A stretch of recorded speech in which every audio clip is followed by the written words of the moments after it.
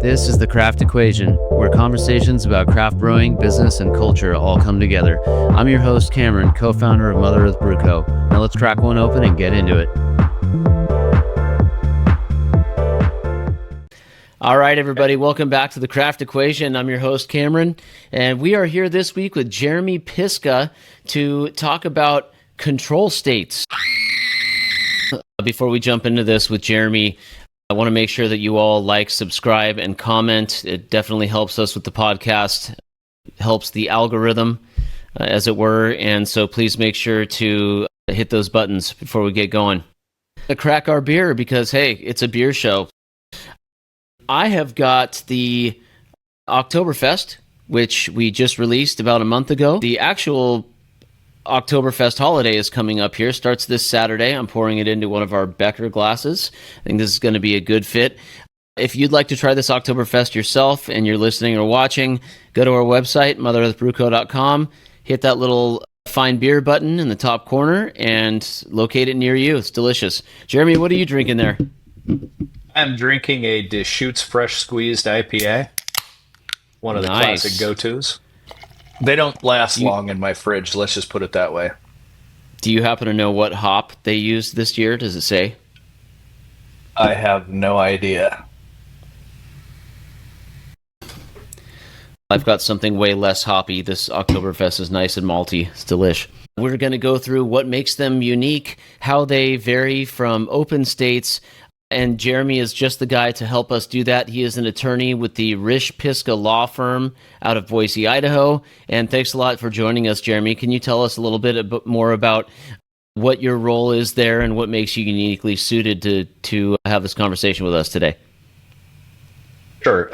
Amongst my clients, I practice before the Idaho legislature, and amongst my clients are the Idaho Beer and Wine Distributors Association. So in that capacity, I serve as the executive director, as their lawyer, and as their lobbyist. Alcohol policy in the state of Idaho, I've been involved in it for about 25 years. And as a result, there really isn't anything that happens related to alcohol policy that I don't in some way touch or get involved in. Why are we talking control states? The nature of this show is to discuss it's really the intersection of beer, science, business, and culture.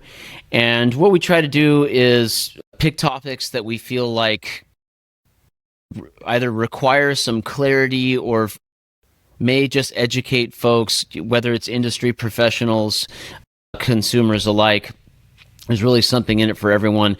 And I feel like when I think about beer topics that sort of require some clarification, control states is one of them, right? There's a lot of mystery surrounding it. And really, before we expanded our brewery to Idaho, it's not something that I thought about unless I was on vacation with my wife.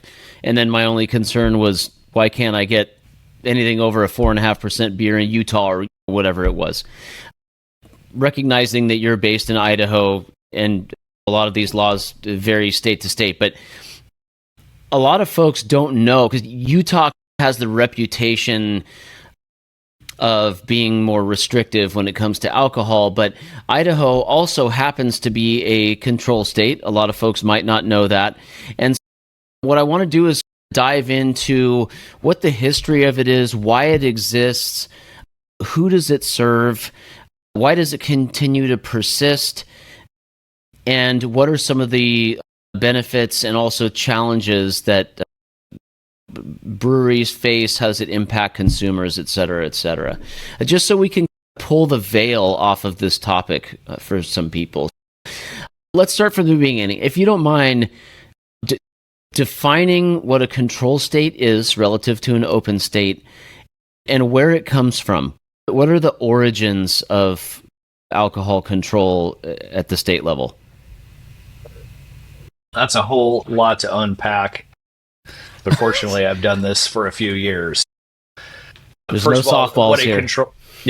What a control state is the state of Idaho in this example owns the retail outlets for liquor They are, for all intents and purposes, the distributor for liquor in the state of Idaho. They have a markup, and whatever the difference between the wholesale cost and the markup is, that profit goes to the state. I don't recall exactly how many control states there are, but it's roughly half or less. So I want to say it's about 21 states, I think, maybe 24. I don't remember. Yeah, so earlier you mentioned that you didn't have the statistics in front of you. I just did a quick Google search. So we're at 17 currently, which is far more than I even realized. And to find out the reason why we have control states, you really have to go back to Prohibition. Every single alcohol law that's on the books today somehow has its roots in Prohibition. And in my opinion, I think it's greatly misunderstood by most Americans. First of all, what most people don't realize is that prior to Prohibition, America had a very substantial drinking problem. Liquor was less expensive than tea prior to Prohibition. I think we can all, if we're going to be honest about it, we understand that alcohol is a product that needs regulation. It needs control. It's unlike other consumer products because it's an intoxicant, and bad things happen when there's too much. Nobody ever ate too many loaves of bread and then went home and beat their wife or crashed their car. So we're dealing with a unique consumer product. Prior to Prohibition, drinking was rampant. I don't have all the statistics. Had I been a little bit more prepared for you, I could have gotten you those, but we had a severe drinking problem. I want to say per capita, we were drinking 4 or 5 times more than what we're drinking per capita today. So alcoholism was rampant. The family unit was breaking down. You had manufacturers, suppliers that wholly owned taverns, or taverns were severely indebted to the breweries and the different distillers. Once you have that, we had a pure profit motive. The objective was to get people in, to get them drinking, to get them stay there all day, and to extract as much cash out of them as they possibly could. So the overreaction in America was Prohibition. What we learned from Prohibition is that you could never stop people from drinking. You had moonshiners, you had bootleggers, you had people that were making bathtub gin or home brew. It's a product, people wanted it, they were going to get it. There was absolutely no way that America could invest in enough police force to actually make Prohibition actually work. So what it really did was it created crime and corruption. It created the American mafia. Interestingly enough, it also created NASCAR, because you had moonshiners that had to have bigger engines than the cops, and then that turned it into moonshiners racing moonshiners, and that's how NASCAR was born. No kidding. That's true. But it also really gave the American mafia its toehold through illegal alcohol distribution and supply. So, you stop me whenever you want to. This is fascinating. No, this is because the history is it's almost like a tree, right? You know, what above ground represents roughly a third of its root system, and so this is the 2/3 that I think is really important. And I'll make a plug for a couple of different sources that I think, if you're really interested in this, you ought to go check out. One is a documentary by Ken Burns, famous documentarian, does a lot of stuff for PBS, but he did a documentary on Prohibition. I want to say it's 6 hours long, so you got to break it up into chunks, but it's incredibly fascinating. I believe he based or got the idea for doing that documentary off a book called Last Call, and I believe the author's name was Okrent. That book really explains what was going on prior to Prohibition and what happened during Prohibition. But all of that is to say that America had a drinking problem. America overreacted by amending the United States Constitution to prohibit the sale and distribution of alcohol.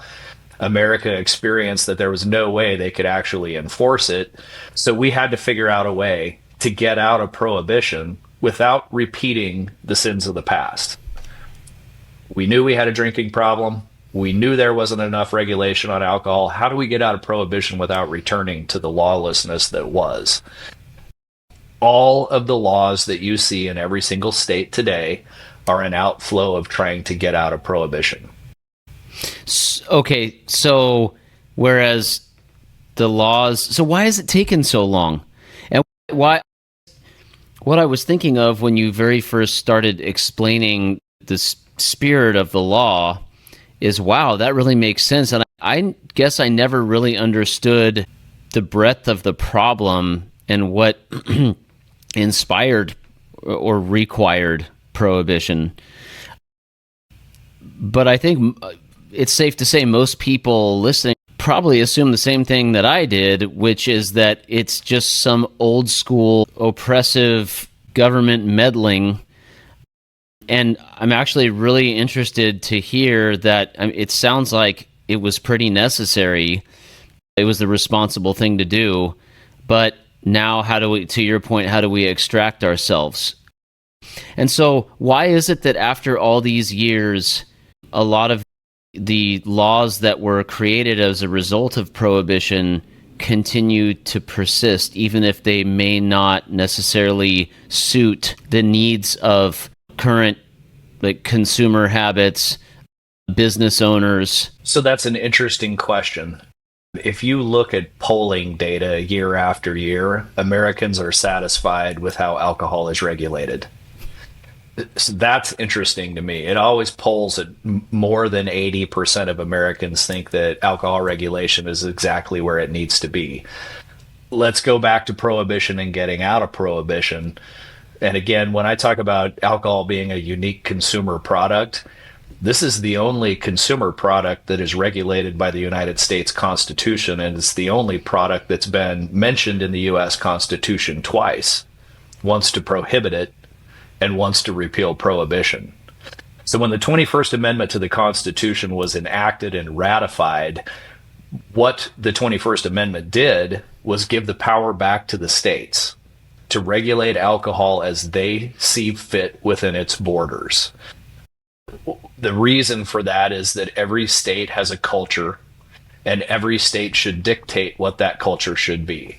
That's why Las Vegas, Nevada looks different than Salt Lake City, Utah, which looks different than San Diego, California, or Boise, Idaho, or Seattle, Washington.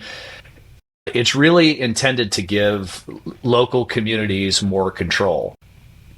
It also created the three-tier system, which I know you're familiar with, which really creates a financial barrier between a supplier, the distributor, and the retailer.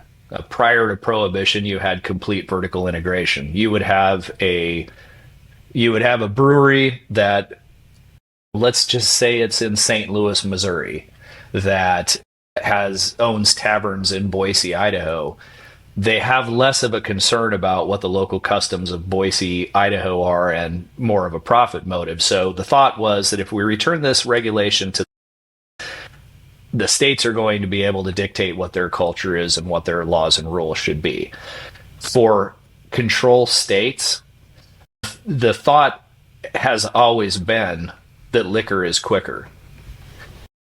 In order of alcohol content, we know that liquor is the most potent in small doses, followed by wine, and then followed by beer. Because liquor's quicker and it is far more concentrated and can do far more damage in a short amount of time, some states opted to say we are going to control everything that there is to control about liquor itself. And then every state said, as far as beer and wine are concerned, we're going to move into a three-tier type of system. We're going to break up that ability to vertically integrate and make it a pure profit motive, and we're going to create our own checks and balances by doing that. Some states opted not to control liquor. About half of them did, and now you're seeing some states get away from that. I think the thing I'm most surprised about at this juncture in our conversation is just how pragmatic these laws really are and were when they were instituted. I think I speak for most people when I say I used to think states were the no fun league, to take a quote out of the NFL's book, right? That this was just a form of preventing people from seeking altered states just out of spite. Yeah. I don't know why. I think I don't know if it's like I don't generally have an innate distrust in the government. That was just my understanding of it is, well, they're just being lame. Before I got into this, I had the exact same thought. Most Americans don't understand, why the laws are what they are. But generally, if you give them an explanation of how we got to be here, people are, oh, that makes sense. But I was exactly like you. But the more I've studied it, the more I realized that really what we were trying to do is get out of a very failed experiment, which was prohibition, without returning to the past, which was complete abuse. Have you seen any statistics that support the idea then that an open state has more problems with alcohol consumption and its latent effects on society over a control state? I do not. I'll be candid with you in saying that I don't. I'm sure they're out there somewhere, but I haven't seen them. But what I can tell you is we have a real life example in the state of Washington. So Washington was a control state up until about 10 or so years ago, and by ballot initiative, they privatized liquor. So what I can tell you is that at the time, it was large retailers like Total Wine, Costco that were funding that initiative because they wanted to sell liquor in their stores. At the time, what they told voters was this is going to increase your availability. This is going to reduce prices. All of these, it's going to increase tax revenue. All of these things that were promised to the voters have, I believe, proven not to be true. What has actually happened is choice and selection has decreased. Prices have increased. One of the most profitable liquor stores that the state of Idaho has is on the Washington-Idaho border up in Post Falls. The product itself is actually less expensive in Idaho through the controlled system. But what they've also found is that there's a hell of a lot more theft of liquor in the state of Washington post privatization. We don't really have liquor store thefts in the state of Idaho, knock on wood, but they're pretty common. You hear about them a lot in other states. You hear about them in California and things like that. To my knowledge, I've never heard of a single liquor store in Idaho getting knocked off. Maybe products getting stolen out of there, but I think that it's so tightly controlled that it happens less if it happens at all. Yeah. Now, speaking of these state liquor stores, so I think folks outside of control states are curious just exactly what that purchase journey looks like. And I will say, having experienced it myself, now in Idaho, when I'm visiting, because obviously I'm still down in SoCal, but when I visit Idaho, I would say my experience is just that, like, the extent to which I think about it is just that I forget until I go into a grocery chain and I'm looking to get multiple products at once and I can't, and then I go, oh yeah, that's right. So I would say at a maximum, it's just inconvenient. Now that's the consumer experience, right? And then on-premise, no issues at all. Versus when I was visiting my cousin in Utah a few years back, it was a little bit different, right? It's even more restrictive. You can't sit in front of more than one drink, at a time, so you can't order pitchers, keep me honest here, if I believe it was 4.5 or 5% is the ceiling on draft beers, essentially. I don't recall. And then there was this that they actually expanded that here within the last couple years, but I don't know that for sure. Okay. But I will go on record officially as saying Utah is weird. No question about it. But if the goal was to reflect your local customs, then they're nailing it, because that's the attitudes of people in Utah on alcohol. We know that they have a very large Mormon population that doesn't drink. So maybe that's where you get some of the ideas that maybe it's just people that don't want to have fun. Very well could be. Utah's got some very strange laws. I don't really get them either. But again, the 21st Amendment gives every state the ability to do alcohol regulation itself and in a way that reflects local custom. So in that respect, you're absolutely right. If a state's legislation is a reflection of its citizens and their will, then certainly that's on brand, to your point. It was a very bizarre situation. For me, it was bizarre. Now, it's just daily life for them out there. But I was out there visiting my cousin, and it was either 4th of July it was snowy out. So it had to have been New Year's. And the whole experience, we had to get to the state liquor store an hour early. Obviously, it's a big drinking holiday, right? We had to get there an hour early. We lined up. We were already like the 20th person in line. This thing ended up going all the way around the building. Insane. And this is in Draper, so a suburb of Salt Lake, about 45 minutes south. The doors open. You can hear you can see some activity outside the door. Everyone starts to get restless. Like there's people lining up for Taylor Swift tickets that are going on sale at the box office. It was wild. The energy there was crazy. The door opens. There's 2 doors, 2 lines, and people just start pouring in. It practically turns into a stampede. It was like guys' grocery games at the state liquor store. People were just shoveling bottles like into carts, and I was just filming the whole thing for all my buddies back here going, look at this mayhem. Crazy. It was crazy. I've never seen anything like that in the gem state. Just for official comment. Me neither. But back to your comment about it being an inconvenience at max. I've lived here my entire life. I've never known anything differently. I actually prefer it. When I walk into a state liquor store, that's all that's in there. And so they do have a very wide selection. There's hardly ever anybody in there. At most, you're probably going to have 3 or 4 other people in the store. It's very sanitary. It's very easy to shop. There's a great selection. I can tell you where every liquor store is around me within a 5-mile radius. But I think people here just get used to it. Juxtapose that to like an Albertsons or something like that. They're limited in what kind of shelf space they actually have.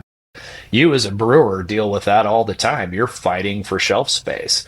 So if you're a consumer that really digs selection, the Idaho State Liquor Division actually works pretty damn well. If liquor was to move into an Albertsons, it'd be a very condensed space. You got to compete with Coca-Cola. You got to compete with Pepsi. You got to compete with all of Budweiser, Miller, all of the different crafts. You're all fighting for shelf space. It's the only shelf space that there is in the state liquor division. And so the choice is great. The shopping is easy. You can get in and out within 5 minutes or less if you know what you're doing. I've just never had a problem with it. And availability hasn't ever been an issue. Yeah, I would say the only thing that I noticed is that pricing-wise, you certainly don't benefit from a lot of the games that the big retailers play as a consumer, right? Now, as a supplier, you don't like dealing with that stuff. You're like, this is our price to retailer. We'd really just like you to observe that. Take your 30% and sell the beer for SRP. We know that doesn't always happen, right? There's all types of post-off stuff going on. But if you go in shopping, like I know if I go to a major retailer, I'm probably going to get a better price marginally, right? I'm going to save maybe $2 to $3 on the same bottle that I would buy at maybe a state liquor store. The benefits aren't huge, but that's just one side of it. Now, pivoting a little bit to if you're a beer supplier, how much leeway do the cities have? Does it even extend that far? Or does the buck stop at the state when it comes to like alcohol control? No, cities and counties do have some influence.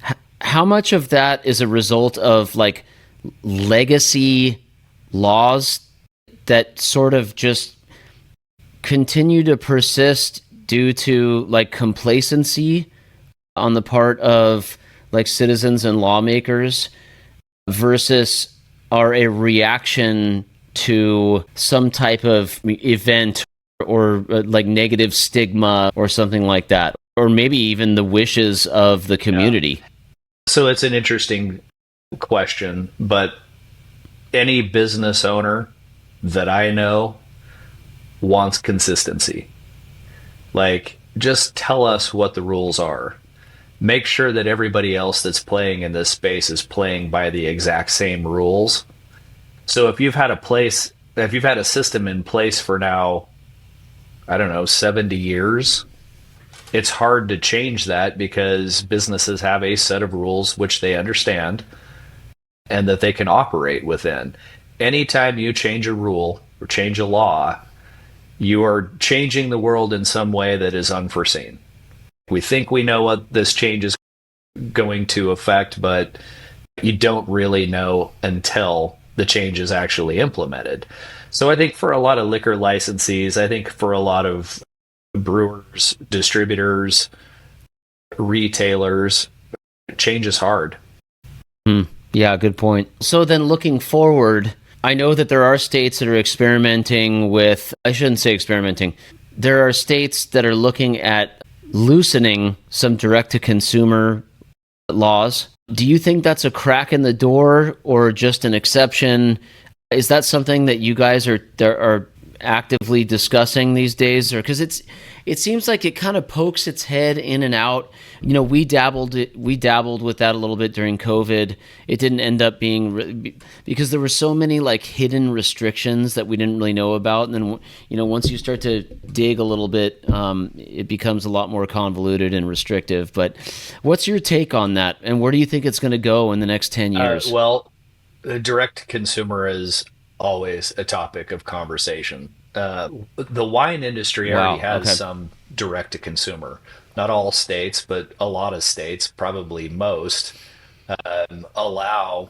So if I go to a winery in Walla Walla, Washington, and join their wine club, they can send me up to a case of wine a year directly. They don't have to go through a distributor. They don't have to go through a retailer. They can just do that. That, I think, was the crack in the door. We don't allow that in the state of Idaho for liquor. We don't allow that in the state of Idaho for beer. Realize that I represent the Distributors Association, so currently all that product has to go through one of my guys and then has to go through a licensed retailer and then to the consumer. So we're not happy about it because, again, if you go back and you look at, we're trying to run a business. These are the rules. We understand what we're operating in today and don't wish to change it because it's a change to our business and, our profitability. It's something that, frankly, the Beer and Wine Distributors Association fight. I think there are good reasons to fight direct to consumer type things. And I think probably the biggest one is minors' access to alcohol. There's a reason why we don't let minors drink. I have ordered wine and had it delivered to my doorstep without anybody ever asking to see an ID. They've just left it there. That's not what they're supposed to be doing, but it does happen. And without incriminating anybody very close to me, somebody has ordered tequila directly. Now, that did require a signature but that is illegal in the state of Idaho. There's a reason why these laws exist, and there are businesses that depend upon these laws. It almost puts too much onus on too many people, right? So then I guess the question would be, how do you regulate that? How do you enforce underage drinking?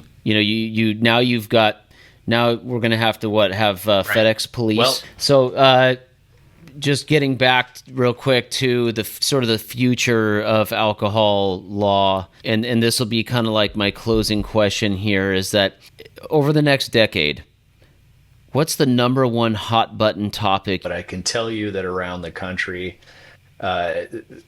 hemp-based beverages are, THC-based beverages are dominating the conversation. It's interesting to me, the proliferation nationwide. So unless the feds do something to, make it legal across the United States, I don't know how much I have to worry about that in Idaho, but I can tell you that the industry is all abuzz with THC infused beverages. I can think of a specific example, and that would be if all of a sudden, now I don't think they would do this just based on optics alone, but let's say, for example, a major manufacturer of consumer beverages like a Coca-Cola all of a sudden, had the number one selling THC infused SKU in the country. If all of a sudden the Beer Wholesalers Association says, hey, wait a minute, we're missing out on a lot of dollars here. Is that something that could spark change? I don't see FOMO.